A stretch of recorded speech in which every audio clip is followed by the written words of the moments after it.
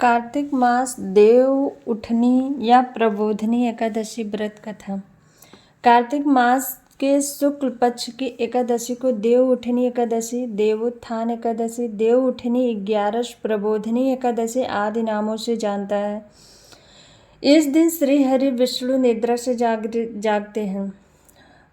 देव उठनी एकादशी के बारे में महत्वपूर्ण पौराणिक कथाएं प्रचलित हैं। पहली कथा है, एक राजा के राज्य में सभी लोग एकादशी का व्रत रखते थे। प्रजा तथा नौकर चाकरों से लेकर पशुओं तक को एकादशी के दिन अन्न नहीं दिया जाता था। एक दिन किसी दूसरे राज्य का एक व्यक्ति राजा के पास आकर बोला, महाराज कृपा करके मुझे नौकरी पर रख लें। तब राजा ने उसके सामने एक शर्त रखी कि ठीक है रख लेते हैं, किंतु रोज तो तुम्हें खाने को सब कुछ मिलेगा, पर एकादशी को अन्न नहीं मिलेगा। उस व्यक्ति ने उस समय हाँ कर ली, पर एकादशी के दिन जब उसे फलाहार का सामान दिया गया तो वह राजा के सामने जाकर गिड़गिड़ाने लगा, महाराज इससे मेरा पेट नहीं भरेगा, मैं भूखा ही मर जाऊंगा, मुझे अन्न दे दो। राजा ने उसे शर्त की बात याद दिलाई, पर वह अन्न छोड़ने को राजी नहीं हुआ। तब राजा ने उसे आटा, दाल, चावल आदि दिए। वह नित्य की तरह नदी पर पहुंचा और स्नान कर भोजन पकाने लगा। जब भोजन बन गया तो वह भगवान को बुलाने लगा, आओ भगवान भोजन तैयार है। उसके बुलाने पर पीताम्बर धारण किए भगवान चतुर्भुज वहां आ पहुंचे तथा प्रेम से उसके साथ भोजन किया। भोजन आदि करके भगवान अंतर ध्यान हो गए तथा वह अपने काम पर चला गया। 15 दिन बाद अगली एकादशी को वह राजा से कहने लगा कि महाराज मुझे दुगना सामान दीजिए। उस दिन मैं तो भूखा ही रह गया। राजा ने कारण पूछा तो उसने बताया कि हमारे साथ भगवान भी खाते हैं, इसलिए हम दोनों के लिए यह सामान पूरा नहीं होता। यह सुनकर राजा को बड़ा आश्चर्य हुआ। वह बोला, मैं नहीं मान सकता कि भगवान तुम्हारे साथ खाते हैं। मैं तो इतना व्रत रखता हूँ, पूजा करता हूँ, पर भगवान ने मुझे कभी दर्शन ही नहीं दिए। राजा की बात सुनकर वह बोला, महाराज यदि विश्वास न हो तो आप साथ चलकर देख लें। राजा एक पेड़ के पीछे छिपकर बैठ गया। उस व्यक्ति ने भोजन बनाया और भगवान को शाम तक पुकारता रहा, परंतु भगवान न आए। अंत में उसने कहा, हे भगवान, यदि आप नहीं आए तो मैं नदी में कूदकर प्राण त्याग दूंगा। लेकिन भगवान नहीं आए। तब वह प्राण त्यागने के उद्देश्य से नदी की तरफ बढ़ा। प्राण त्यागने का उसका दृढ़ इरादा जान शीघ्र ही भगवान ने प्रकट होकर उसे रोक लिया और साथ बैठकर भोजन करने लगे। खा पीकर जब वे उसे विमान में बिठाकर अपने धाम ले गए, यह देखकर राजा ने सोचा कि व्रत उपवास से तब तक कोई फायदा नहीं है जब तक मन शुद्ध न हो। इससे राजा को ज्ञान मिला। वह भी मन से व्रत उपवास करने लगा और अंत में स्वर्ग को प्राप्त हुआ। देव प्रबोधनी एकादशी की दूसरी व्रत कथा। एक राजा थे, उनके राज्य में प्रजा सुखी थे। एकादशी को कोई भी अन्न नहीं बेचता था, सभी फलाहार करते थे। एक बार भगवान ने राजा की परीक्षा लेनी चाहिए। भगवान ने एक सुंदरी का रूप धारण किया और सड़क पर बैठ गए। तभी राजा उधर से निकले और सुंदरी को देखकर चकित रह गए। उसने पूछा, हे सुंदरी, तुम कौन हो और इस तरह यहाँ क्यों बैठी हो? तब सुंदर स्त्री बने भगवान बोले, मैं निराश्रिता हूँ, नगर में मेरा कोई जाना पहचाना नहीं है, किससे सहायता मांगू? राजा उसके रूप पर मोहित हो गए और बोले, तुम मेरे महल में चलकर मेरी रानी बनकर रहो। सुंदरी बोली, मैं तुम्हारी बात मानूंगी, पर तुम्हें राज्य का अधिकार मुझे सौंपना होगा। राज्य पर मेरा पूर्ण अधिकार होगा। मैं जो भी बनाऊंगी तुम्हें खाना होगा। राजा उसके रूप पर इतना मोहित था, अतः उसने उसकी सभी शर्तें स्वीकार कर ली। अगले दिन एकादशी थी। रानी ने हुक्म दिया कि बाजारों में अन्य दिनों की तरह अन्न बेचा जाए। उसने घर में मांस, मछली आदि पकवाए तथा परोसकर राजा के सामने खाने के लिए कहा। यह देखकर राजा बोला, रानी आज एकादशी है, मैं तो केवल फलाहार ही करूँगा। तब रानी ने शर्त की बात याद दिलाई और बोली, या तो खाना खाओ, नहीं तो मैं बड़े राजकुमार का सिर काट लूँगी। राजा ने अपनी स्थिति बड़ी रानी से कही तो बड़ी रानी बोली, महाराज धर्म न छोड़ें, बड़े राजकुमार का सिर दे दें। पुत्र तो फिर मिल जाएगा, पर धर्म नहीं मिलेगा। इस दौरान बड़ा राजकुमार खेल कर आ गया। माँ की आंखों से आंसू देख कर वह रोने का कारण पूछने लगा तो माँ ने उसे सारी यथा स्थिति बता दी। तब वह बोला, मैं सिर देने के लिए तैयार हूँ, पिताजी के धर्म की रक्षा होगी, जरूर होगी। राजा दुखी मन से राजकुमार का सिर देने को तैयार हुआ तो रानी के रूप में भगवान विष्णु ने प्रकट होकर बताया, राजन तुम इस कठिन परीक्षा में पास हुए। भगवान ने प्रसन्न मन से राजा से वर मांगने को कहा तो राजा बोला, आपका दिया सब कुछ है हमारे पास, हमारा उद्धार करें। उसी समय वहां एक विमान उतरा और राजा ने अपने राजपुत्र को सौंप दिया और विमान में बैठकर परम धाम को चला गया। देवउठनी एकादशी व्रत की तीसरी कथा। शंखासुर नामक राक्षस था। शंखासुर ने तीनों लोकों में बहुत ही उत्पात मचाया हुआ था। तब सभी देवताओं के आग्रह करने पर भगवान विष्णु ने उस राक्षस से युद्ध किया और यह युद्ध कई वर्षों तक चलता रहा। युद्ध में वह असुर मारा गया। इसके बाद भगवान विष्णु विश्राम करने चले गए। कार्तिक शुक्ल एकादशी के दिन भगवान विष्णु की निद्रा टूटी थी और सभी देवताओं ने भगवान विष्णु की पूजा की थी। शिव महापुराण के अनुसार पौराणिक समय में दैत्यों का राजा दंभ हुआ करता था। वह बहुत बड़ा विष्णु भक्त था। कई सालों तक उसकी कोई संतान नहीं थी। उसने शुक्राचार्य को अपना गुरु बनाकर उनसे श्री कृष्ण मंत्र प्राप्त किया। यह मंत्र प्राप्त करके उसने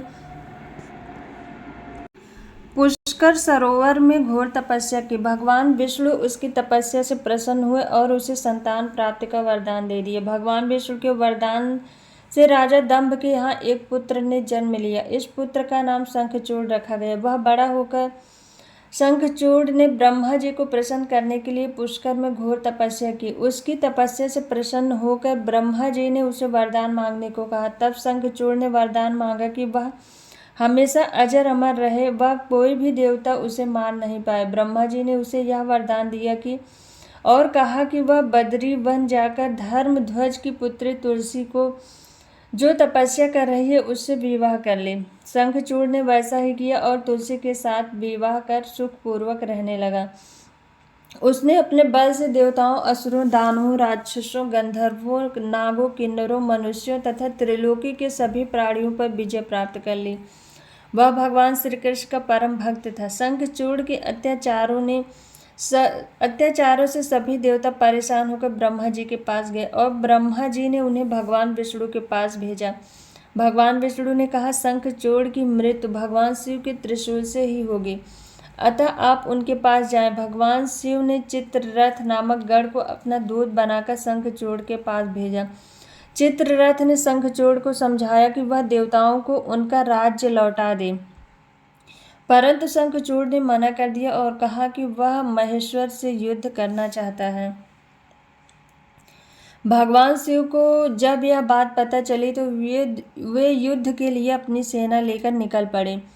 इस तरह देवता और दानवों में घमासान युद्ध हुआ, परंतु ब्रह्मा जी के वरदान के कारण शंखचूड़ को देवता नहीं हरा पाए। भगवान शिव ने शंखचूड़ का वध करने के लिए जैसे ही अपना त्रिशूल उठाया तभी आकाशवाणी हुई कि जब तक शंखचूड़ के हाथ में श्री हरि का कवच है और इसकी पत्नी का सतीत्व अखंडित है तब तक इसका वध असंभव है। आकाशवाणी सुनकर भगवान विष्णु वृद्ध ब्राह्मण का रूप धारण कर शंखचूड़ के पास गए और उससे श्री हरि कवच दान में मांग लिया। शंखचूड़ ने वह कवच बिना किसी संकोच के दान कर दिया। इसके बाद भगवान विष्णु शंखचूड़ का रूप बनाकर तुलसी के पास गए। शंखचूड़ रूपी भगवान विष्णु ने तुलसी के महल के द्वार पर जाकर अपनी विजय होने की सूचना दी। यह सुनकर तुलसी बहुत प्रसन्न हुई और पति रूप में आए हुए भगवान का पूजन व रमण किया। ऐसा करते ही तुलसी का सतीत्व खंडित हो गया और भगवान शिव ने युद्ध में अपने त्रिशूल से शंखचूड़ का वध कर दिया। तब तुलसी को पता चला कि वे उनके पति नहीं हैं, बल्कि वे तो भगवान विष्णु हैं। क्रोध में आकर तुलसी ने कहा, जैसे आपने छल पूर्वक मेरा धर्म भ्रष्ट किया है और मेरे पति को मार डाला, अतः मैं आपको श्राप देती हूँ कि आप पाषाण होकर धरती पर रहेंगे। तब भगवान विष्णु ने कहा, देवी तुम मेरे लिए भारतवर्ष में रहकर बहुत दिनों तक तपस्या कर चुकी हो, तुम्हारा यह शरीर नदी के रूप में बदलकर गंडकी नामक नदी के रूप में प्रसिद्ध होगा। तुम पुष्पों में श्रेष्ठ तुलसी का वृक्ष बन जाओगी और सदा मेरे साथ रहोगी। तुम्हारे श्राप को सत्य करने के लिए मैं पाषाण शालिग्राम बनकर रहूँगा।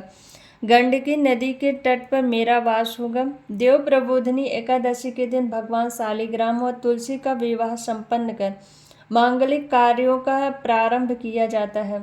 हिंदू धर्म मान्यता के अनुसार इस दिन तुलसी शालिग्राम का विवाह करने से अपार पुण्य प्राप्त होता है।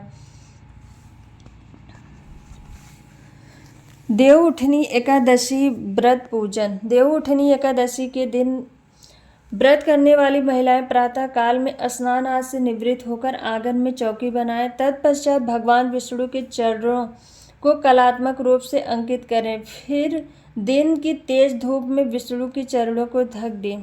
देवउठनी एकादशी को रात्रि के समय सुभाषित स्तोत्र पाठ, भागवत कथा और पुराण आदि का श्रवण और भजन आदि का गायन करें। घंटा, शंख, मृदंग, नगाड़े और वीणा बजाएं। विविध प्रकार के खेल कूद, लीला और नाच आदि के साथ इस मंत्र का उच्चारण करते हुए भगवान विष्णु को जगाएं। उत्तिष्ठ गोविंद त्यज निद्रा जगतपते त्वयि सुप्ते जगन्नाथ जगत सुप्तम भवेदितम उत्तिष्ठे चेष्टते सर्वमुत्तिष्ठो उत्तिष्ठ माधव गता मेघा वियच्चयो निर्मलं निर्मला दिशा शारदानि च पुष्पाणि गृहाणि मम केशव। इसके बाद विधिवत पूजा करें। पूजन के लिए भगवान का मंदिर अथवा सिंहासन को विभिन्न प्रकार के लता, पत्र, फल, पुष्प और बंधनवार आदि से सजाएं। आंगन में देवोत्थान का चित्र बनाएं। तत्पश्चात फल, पकवान, सिंघाड़े, गन्ने आदि चढ़ाकर डलिया से ढक दे और दीपक जलाएं। विष्णु पूजा या पंचदेव पूजा विधान अथवा रामार्चन, चंद्रिका आदि के अनुसार श्रद्धा पूर्वक पूजन तथा दीपक, कपूर आदि से आरती करें। इसके बाद इस मंत्र से पुष्पांजलि अर्पित करें। यज्ञेन यज्ञमयञ्जन्त देवास्तितान् धर्माणि प्रमथ ते नाकं महिमानः सचन्त यत्र पूर्वे सान्ध्या सन्ति देवा। साथ ही प्रहलाद, नारद, पाराशर, पुंडरीक, व्यास, अम्बरीश, शुक, शौनक और भीष्म आदि भक्तों का स्मरण करके चरणामृत, पंचामृत व प्रसाद वितरित करें। तत्पश्चात एक रथ में भगवान को विराजमान कर स्वयं उसे खींचे तथा नगर, ग्राम या गलियों में भ्रमण कराएं। शास्त्रों के अनुसार जिस समय वामन भगवान 3 पद भूमि लेकर विदा हुए थे, उस समय दैत्यराज बलि ने वामन जी को रथ में विराजमान कर स्वयं उन्हें चलाया था। ऐसा करने से समुत्थिते ततो विष्णु क्रिया सर्वा प्रवर्तियेत के अनुसार भगवान विष्णु योग निद्रा को त्याग कर सभी प्रकार की क्रिया करने में प्रवृत्त हो जाते हैं। अंत में कथा श्रवण कर प्रसाद का वितरण करना चाहिए। देवउठनी एकादशी इस बार 12 नवंबर को मनाई जाएगी।